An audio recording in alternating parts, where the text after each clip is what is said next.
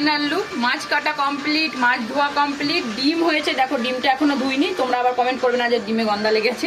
এখনো ধোয়া হয়নি ডিমটা, ডিম হয়েছে।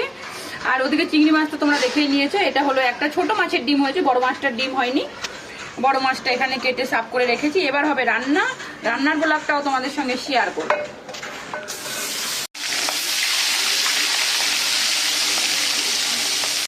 টাইমটাও আজকে অনেক হয়ে গেছে, রাত অনেক, শরীর একদম চলছে না।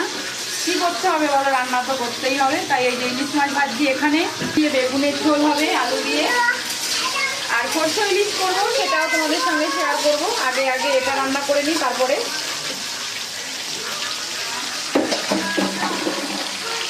বটটা উঠালো মা।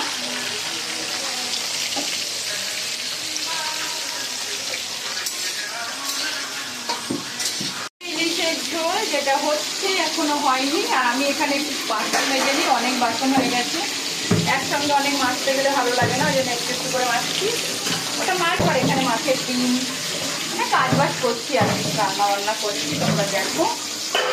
তারপরে আবার সরষে ইলিশ। এবার বেগুনের সবজিটাকে সোমবারা দেবো, তো তার জন্য আমি কড়াইতে তেল দিয়ে, এত বড় একটা কড়াই তোমরা ভাববে না, দুটো কড়াইতে রান্না করেছি, ওই জন্য বড় কড়াইটাও বসিয়েছি। তো তেল গরম হতে, তেলের মধ্যে দেবো দাঁড়াও কালো জিরো, আগে তেলটা একটু গরম হয়নি। এই যে আমার তেল গরম হয়ে গেছে, তেলের মধ্যে দিয়ে দিই কালো জিরো ফোড়ন, এটা হচ্ছে কালো জিরে, ঠিক আছে। এবার এটা আমি সিম্পল রান্না করি বেগুনের সবজিটা, ওই জন্য কালো জিরে ফোড়নে রান্না করলাম। এবার দিয়ে দেবো দেখো,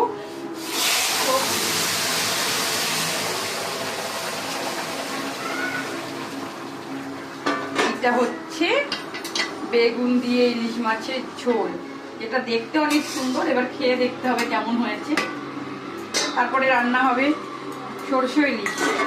আগে এটা এক একটা রান্না করে নিই, আমরা তো একটা মানুষ করবো, তো তোমরা সাথে থাকো আমার, আমি করছি আর তোমাদের দেখাবো, তোমাদের সঙ্গে শেয়ার করবো সবটাই। এই যে এখানে দুটো চিংড়ি মাছ, এখানে দুটো চিংড়ি মাছ, যেহেতু আমার বাবু এই মাছ খায় না, আমার বাবু কোনো মাছই খায় না, ইলিশ মাছ বলতে নাই, ওই জন্য ওর জন্য এই চিংড়ি মাছ, ও শুধু চিংড়ি মাছ খেতে ভালোবাসে, তার জন্য এই যে চিংড়ি মাছ রান্না করবো, ওই মানে সরষে ইলিশের মধ্যেই চিংড়ি মাছ দুটো দিয়ে।